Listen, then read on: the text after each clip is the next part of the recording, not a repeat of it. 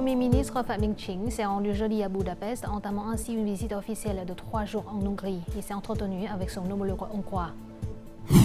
Les entreprises exportatrices cherchent des mesures alternatives pour faire face aux tensions en mer Rouge. Rencontrons en fin d'édition deux expatriés qui contribuent à promouvoir la beauté cachée du Vietnam auprès des amis internationaux à travers Instagram.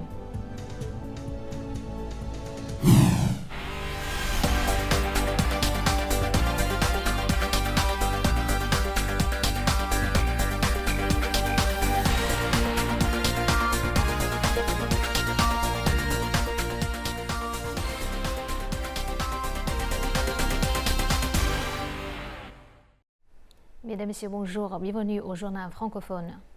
À l'occasion du Nouvel An lunaire, le président de la République, Võ Văn Thưởng, a rendu visite et offert des cadeaux à des familles méritantes, à des personnes démunies et à des ouvriers de Cha Un, un district rattaché à la province méridionale de Vĩnh Long.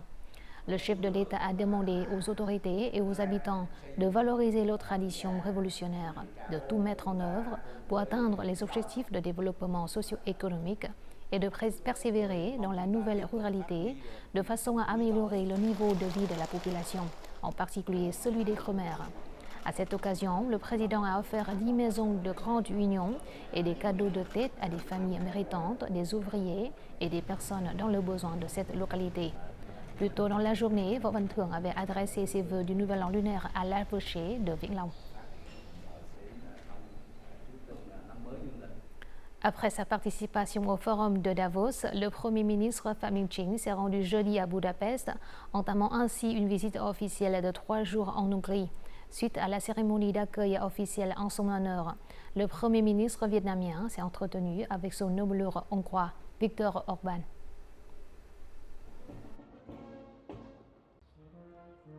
Le Premier ministre hongrois a affirmé que le Vietnam était toujours un partenaire important de premier rang de la Hongrie en Asie du Sud-Est, estimant que cette visite contribuerait à approfondir les relations bilatérales, les rendant plus substantielles et plus efficaces.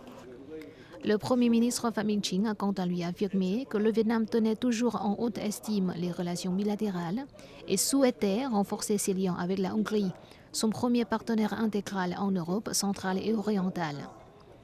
Les deux premiers ministres ont discuté de grandes orientations et mesures spécifiques visant à porter le partenariat intégral Vietnam-Hongrie à une nouvelle hauteur. Sur le plan politique et diplomatique, les deux dirigeants ont convenu de multiplier les contacts et les échanges de délégations à tous les niveaux. Concernant le volet économique, ils ont insisté sur la nécessité de valoriser les mécanismes de coopération existants en encourageant les organismes et les entreprises des deux pays à exploiter pleinement et efficacement l'accord de libre-échange Vietnam-Union européenne. Le Vietnam et la Hongrie ont décidé d'intensifier leur coopération dans les domaines tant traditionnels que nouveaux, tels que l'économie séculaire, l'innovation, la finance verte, les énergies renouvelables et la transformation digitale.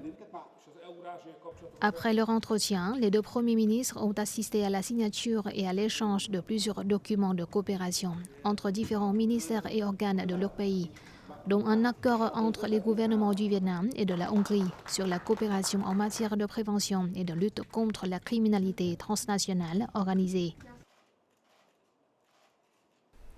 Le même jour, le Premier ministre Phạm Minh Chính a eu des rencontres avec le président hongrois Katalin Novák et la vice-présidente de l'Assemblée nationale hongroise Magda Máté. Du fait des tensions en mer Rouge, les lignes maritimes ont été gravement touchées. Selon les entreprises, 6 des 10 plus grandes compagnies maritimes de conteneurs au monde ont presque complètement interrompu les routes passant par la mer Rouge. Les tarifs d'expédition augmentent quotidiennement et sont désormais 2 à 3 fois plus élevés que le mois dernier. De nombreuses entreprises qui exportent des biens, notamment des produits agricoles, ont du mal à faire face aux perturbations de la chaîne d'approvisionnement. C'est actuellement la haute saison pour les exportations de fruits vers les États-Unis et l'Europe. Cependant, cette entreprise rencontre des difficultés pour maintenir la qualité de ses produits en raison du prolongement des délais d'expédition de 15 à 20 jours. Des négociations ont donc été menées avec les clients pour trouver des solutions. Comme convenu, nos marchandises seront principalement transportées par voie aérienne. Seuls les produits qui peuvent être conservés pendant plus de 70 jours seront transportés par voie maritime. Les clients sont conscients de ce défi mais sont compréhensifs. Les entreprises exportant avec le régime CIF où le vendeur paie les dépenses jusqu'à ce que le produit soit entièrement chargé sur un navire ont dû réduire leurs bénéfices et souscrire une assurance risque pour fidéliser le client. Certaines entreprises recherchent également davantage de commandes sur les marchés moins touchés et plus stables. À cette période de l'année, les seuls marchés que nous pouvons cibler sont la Chine et les autres marchés d'Asie de l'Est. L'instabilité du canal de Suez affecte également certains autres pays fournisseurs. Ainsi, la position géographique du Vietnam constitue un avantage pour exporter vers les marchés d'Asie de l'Est. Selon l'Association vietnamienne de la logistique, les frais d'expédition du Vietnam vers les États-Unis et l'Europe ont augmenté pour atteindre 3 000 à 4 500 $ par conteneur. De plus, de nombreuses compagnies maritimes ont automatiquement imposé un supplément d'environ 1 000 à 3 000 $ par conteneur. Ces augmentations ont provoqué des problèmes chez les entreprises. Nous organisons des réunions avec des entreprises et des compagnies maritimes vietnamiennes afin de proposer des itinéraires alternatifs avec des frais de transport raisonnables. Il n'y a actuellement aucune raison d'accepter une hausse de 1 000 $ par conteneur. Plusieurs entreprises et associations ont également proposé au ministère de l'Industrie et du Commerce de mettre en œuvre des solutions pour accompagner les entreprises pendant cette période. Ces solutions pourraient inclure la réduction des coûts logistiques, des frais d'entreposage et des frais d'infrastructure portuaire. Pour la première fois, le durian vietnamien exporté vers l'Europe sera testé pour détecter les résidus de pesticides. Les tests auront lieu aux portes des frontières européennes avec une fréquence de 10%. Il s'agit d'un nouveau règlement mis en œuvre par l'Union européenne le 17 janvier. D'autres produits, tels que les poivrons et le gombo, continueront de faire l'objet d'inspections à une fréquence de 50%, tandis que les nouilles instantanées et les fruits du dragon seront inspectés à une fréquence de 20%. Le règlement entrera en vigueur 20 jours après l'annonce de l'Union européenne. Les entreprises vietnamiennes entrent dans leur saison la plus chargée avec l'arrivée du nouvel an lunaire. C'est également une période où les crédits sont accordés aux entreprises et aux consommateurs pour un boost économique. Cette entreprise est spécialisée dans la distribution de boissons gazeuses, d'huile de cuisson et de biens de consommation courante. Ses commandes de fin d'année ont augmenté d'au moins 30%. L'entreprise doit donc emprunter environ 5 milliards de dong pour réserver des marchandises et profiter des promotions à prix réduit des fournisseurs. Il nous est plus facile de vendre ces produits que nos concurrents, ce qui entraîne finalement une augmentation des ventes et des bénéfices pour l'entreprise. De nombreuses banques proposent des paquets de crédit à la consommation qui répondent à ce besoin. Ces programmes incluent souvent des avantages tels que des taux d'intérêt réduits de 1 à 2%, des périodes de garantie de paiement allant jusqu'à 13 mois et des limites de prêt plus élevées. En plus de la limite élevée de 3 cents % de la valeur de la garantie, nous fournissons une valeur supplémentaire de 10 milliards de dong pendant la haute saison avec des actifs non garantis, sans garantie. Vers la fin de l'année, la demande d'achat, de construction et de réparation de maisons a augmenté de 20 à 25%. Certaines banques proposent des prêts à un taux d'intérêt faible, d'environ 5% par an. Pour être admissible au prêt, il suffit aux particuliers de démontrer leur objectif et leur capacité à rembourser la dette. Nous avons lancé un programme de crédit de 2000 milliards de dong avec un taux d'intérêt de 5% par an. Cela permet d'aider les gens à accéder à des capitaux abordables et de limiter les prêts illégaux lorsque la demande augmente à la fin de l'année. Nous fournissons l'approbation aux clients dans les 24 heures. La Banque d'État du Vietnam exige également que les établissements de crédit renforcent les mesures visant à prévenir, arrêter et lutter contre les activités de crédit illégales. Ce problème est particulièrement répandu dans les zones rurales. Les banques disposant de réseaux d'agences atteignant les zones reculées ont préparé des solutions pour résoudre ce problème. Dans les zones rurales, nous fournirons des capitaux pour répondre aux besoins agricoles et non agricoles au cours du premier mois de l'année, en particulier pendant le Nouvel An lunaire. Cette année, le crédit à la consommation sera un domaine d'intérêt majeur. Une forte reprise de la consommation intérieure est un facteur clé contribuant à la croissance du PIB du Vietnam en 2024. Notre journal continue avec les taux de change et l'indice de la bourse du Vietnam.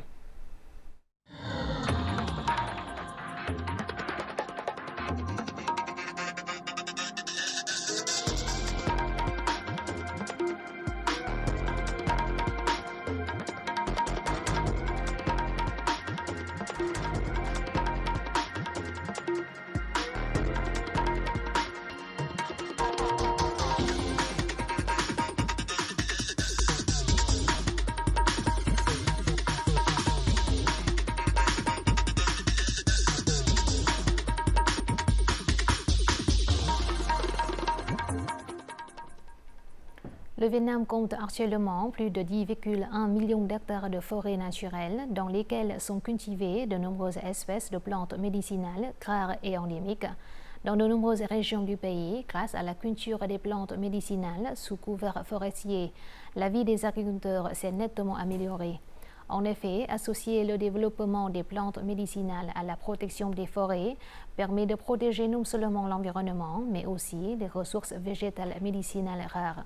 Tout de suite, reportage réalisé par notre journaliste dans le district de Yên Binh, province de Yên Bái, au nord. Dans la commune de Solong, district de Yên Binh, le camellia doré et l'Artemisia sylvestris sont deux plantes médicinales cultivées sous le couvert forestier. La famille de Monsieur Thang sont une pionnière dans la commune, dans la promotion du riche écosystème de plantes médicinales. Grâce à cela, le profit réalisé était 5 fois supérieur à celui de la culture de grands arbres. Cultiver un écosystème diversifié de forêts médicinales vise à améliorer l'efficacité sur la même superficie, à augmenter les revenus des gens et à réduire les risques liés au travail. Parce que si vous ne parvenez pas à cultiver un type d'herbe médicinale, vous avez toujours d'autres solutions pour générer un revenu. L'efficacité du modèle de culture d'herbes médicinales sous le couvert forestier a suscité l'intérêt de nombreux habitants. En 2019, Thang a fondé la coopérative médicinale Bình An, regroupant 32 membres. Ils ont étendu la zone de culture forestière à plus de 100 hectares, avec 3 types d'herbes médicinales cultivées en culture intercalaire. En plantant alternativement 3 types de plantes médicinales, sur une superficie d'environ 500 mètres carrés, on peut gagner entre 45 et 50 millions de dong. Actuellement, la coopérative étend la zone de culture d'autres plantes médicinales afin de répondre à la demande de matières premières pharmaceutiques dans le pays. Les gens peuvent répondre aux exigences techniques en matière d'entretien des arbres ainsi qu'aux conditions environnementales pour cultiver des plantes médicinales sous le couvert forestier. C'est pourquoi, dans les temps à venir, nous identifierons ces plantes comme des plantes clés pour le développement économique de notre commune. La province de Yên Bái possède une vaste superficie forestière de plus de 400 000 hectares. Par conséquent, la culture des plantes médicinales sous le couvert forestier offre de nouvelles opportunités pour la production agricole et forestière sur les hauts plateaux de la province. Le district de Phu Quy, situé dans la province de Binh Thuận, exhorte les entreprises de transport et de tourisme, ainsi que les touristes, à collaborer pour empêcher l'introduction de déchets plastiques sur l'île. Cette initiative vise à soutenir le développement d'un tourisme durable. L'objectif est que tous les passagers voyageant en train de Phan Thiết à Phu Quy et en canoë jusqu'à l'île de Hon Chang refusent les bouteilles, sacs et autres produits en plastique à usage unique. De plus, les visiteurs sont priés de ne pas apporter de déchets plastiques sur l'île. Une cérémonie de lancement du mouvement anti-déchets plastiques aura lieu le 1er mars sur l'île de Phu Quy. Pour la première fois, la ville de Hanoï a organisé un concours de fleurs de pêcher lors du Nouvel An lunaire. Le concours de fleurs de pêcher de cette année compte 54 œuvres de 29 auteurs, parmi lesquelles le comité d'organisation sélectionnera les plus belles œuvres florales et remettra des prix à 18 œuvres. La cérémonie de remise des prix du concours aura lieu la semaine prochaine lors du Festival des pêchers et du Kumquat au Coop de Hanoï. Bénéficiant de l'avantage des terres alluviales fertiles le long du fleuve Rouge, les fleurs de pêcher de Hanoï sont célèbres pour leur longue histoire et leur beauté éclatante.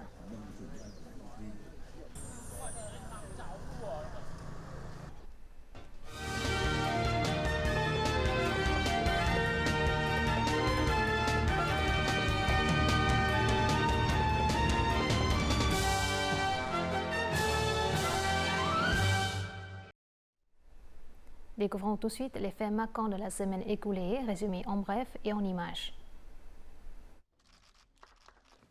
La 5e session extraordinaire de la 15e Assemblée nationale s'est tenue du 15 au 18 janvier à Hanoï. Le secrétaire général du Parti communiste vietnamien Nguyen Phu Trọng, le président de la République Võ Văn Thưởng, le premier ministre Phạm Minh Chính et le président de l'Assemblée nationale Vương Đình Huệ y ont assisté.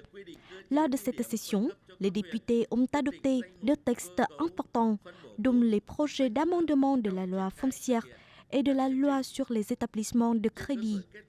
L'adoption de la loi foncière amendée était l'un des événements les plus attendus de toute la législature en cours. Selon le président de l'Assemblée nationale Vương Đình Huệ, la nouvelle loi foncière libérera les ressources au service du développement national.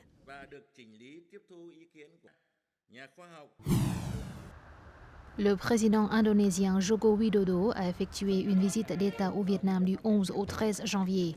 Il s'est entretenu avec son homologue vietnamien Võ Văn Thưởng. Les deux présidents ont ensuite assisté à un échange de mémorandums de coopération entre les deux pays en matière d'information et de communication, ainsi que pour le secteur de la pêche. Joko Widodo a également eu des rencontres avec les plus hauts dirigeants du Vietnam. Lors des rencontres, les deux parties ont convenu d'élaborer au plus tôt un programme d'action pour la période 2024-2028 adapté au nouveau contexte. Ils ont également réaffirmé leur volonté de porter le chiffre d'affaires du commerce bilatéral à 15 milliards de dollars. Le président Võ Văn Thưởng a participé le 17 janvier au programme Le Tết de bienveillance organisé dans la province de Nghệ An au centre. Il a adressé ses vœux de Nouvel An lunaire et offert des cadeaux du Tết aux habitants dans le district de Thanh Trương. Le même jour, le chef de l'État a rendu visite aux officiers et aux soldats du poste de garde-frontière de la porte frontalière de Thanh Thuy. Il a félicité les officiers et les soldats pour les réalisations obtenues dans une zone stratégique, contribuant à défendre la frontière de paix, de stabilité, de coopération et de développement.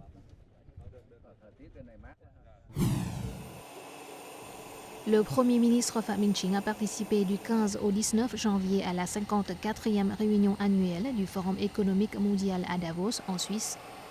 À cette occasion, le chef du gouvernement a présidé, assisté et pris la parole lors de nombreux événements, tels qu'une table ronde sur l'attraction d'investissements dans le domaine des semi-conducteurs et un dialogue politique sur le Vietnam et la vision mondiale. Il a rencontré le professeur Klaus Schwab, fondateur et président exécutif du Forum économique mondial.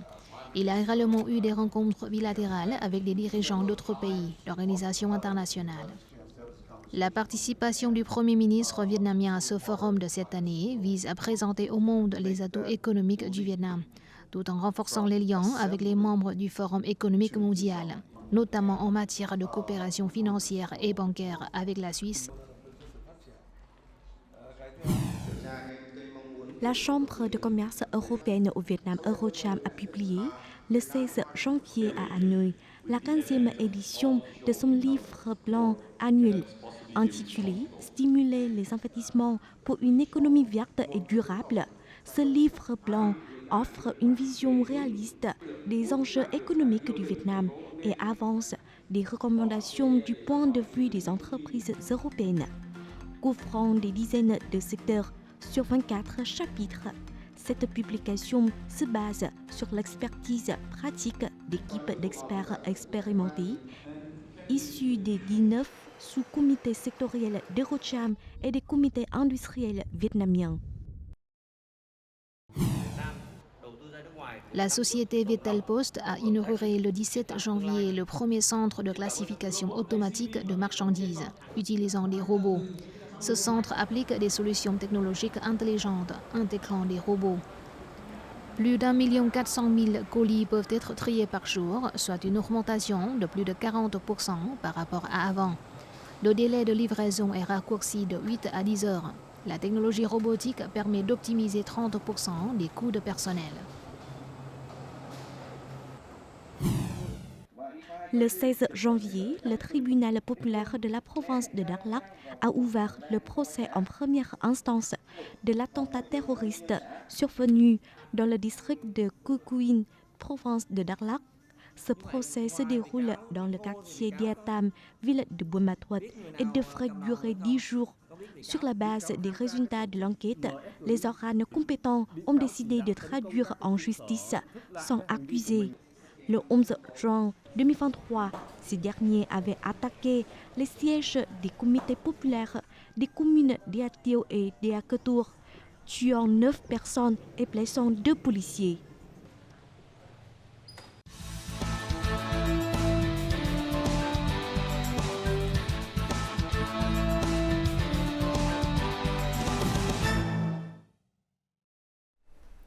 Si vous êtes un expatrié ou un touriste étranger à la recherche d'expériences authentiques au Vietnam, We're in Hanoi et We're in Ho Chi Minh City peuvent être des sites de référence intéressants. Ces comptes Instagram en anglais ont été fondés par les expatriées américaines Sydney et Dana. Contrairement aux comptes originaires, ce sont plutôt des passerelles vers les trésors cachés et les communautés dynamiques du Vietnam. Ils présentent de tout, des restaurants de rue aux boutiques de souvenirs incontournables et même les meilleurs hôpitaux vétérinaires. Récemment, Sydney et Dana ont lancé le guide nommé People's Pick Awards qui présente des lieux remarquables dans les lieux les plus grandes villes du pays. Rencontrons sans plus tarder ces 2 expatriés dans ce chapitre Vietnam, terre d'accueil. Quand je suis arrivée au Vietnam, c'était en juillet 2019 et je suis venue ici sans plan. J'ai décidé à ce moment-là de simplement créer quelque chose, qui est ce compte Instagram We're in Hanoi. Comme j'étais nouvelle ici et que j'ai exploré moi-même Hanoï, je voulais partager mes expériences à ma famille et à mes amis. Tout a commencé quand Sydney Wojciechowski et son mari ont reçu des offres d'emploi au Vietnam. Inspirée par cette expérience, Sydney a lancé son compte Instagram We're in Hanoi, ce qui a ensuite inspiré son amie Dana à créer We're in Ho Chi Minh City. La communauté Instagram, appelée We're in Vietnam, sert de guide aux étrangers qui souhaitent véritablement découvrir le Vietnam. Quand j'ai trouvé le compte We're in Hanoi pour la première fois, j'étais vraiment soulagée de trouver une ressource qui était faite pour moi. Ce compte me montrait des endroits intéressants et m'a inspiré à commencer We're in Ho Chi Minh City. C'est assez effrayant quand on s'installe dans un nouveau pays et ce que nous voulons faire, c'est accueillir les nouveaux arrivants. Nous vérifions régulièrement nos messages et je pense que ce qui nous rend vraiment spéciaux, c'est que nous sommes toujours accessibles. Nous recevons des questions très spécifiques, telles que l'adresse, un yoga, ou les endroits où emmener la famille. Nous nous sommes donc vraiment retrouvés comme la voix de la ville, de la communauté, pour faire de notre mieux à guider les autres. Explorez-vous les joyaux cachés de la ville et les expériences authentiques à travers les yeux d'amis étrangers sur Instagram. Découvrez les fêtes traditionnelles alléchantes, les ateliers cachés débordant de créativité et les trésors de souvenirs uniques, le tout organisé par ceux qui connaissent et aiment ces villes. Consultez le dernier guide intitulé People's Pick Awards, qui comprend plus de 3000 votes de la communauté internationale. Il propose une carte d'initié pour explorer Hanoï et Ho Chi Minh Ville comme un local. Nous fournissons un peu de tout, sur différents types de sujets et pour différents budgets également. Nous avons pu compiler toutes ces informations dans un guide téléchargeable. Alors maintenant, quand les gens demandent où aller, je me dis que c'est ce que la communauté propose et suggère réellement.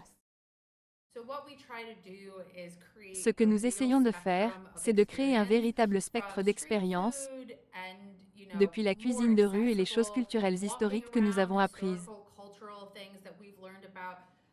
jusqu'à des expériences plus haut de gamme et plus luxueuses, des connexions authentiques et une véritable mise en valeur du talent vietnamien de manière accessible.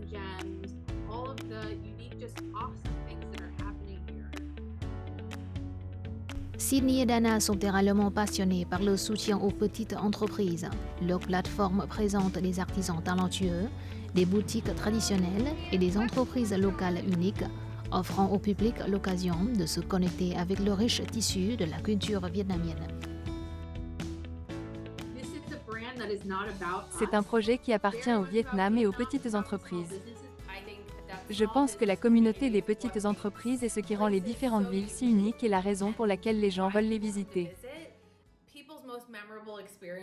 Nous sommes le pont entre le public et le business et nous disons « Salut les gars, vous devriez vous rencontrer, vous allez vous aimer ». Une grande partie de ce que nous faisons consiste à aider les petites entreprises dans leur marketing via notre plateforme. Il s'agit de comprendre l'entreprise, leur histoire, leurs objectifs et leurs produits. Nous pouvons donc raconter cette histoire à la communauté. C'est ainsi que la communauté tombe amoureuse de l'entreprise. C'est super. Merci de partager afin que de nombreux voyageurs puissent explorer le Vietnam plus facilement, ça a l'air délicieux. Je vais certainement essayer ça. Merci d'avoir créé cette communauté. Nous suivons chaque jour et vérifions vos comptes quand nous voyageons. Merci beaucoup de nous avoir montré le dynamisme de cette ville.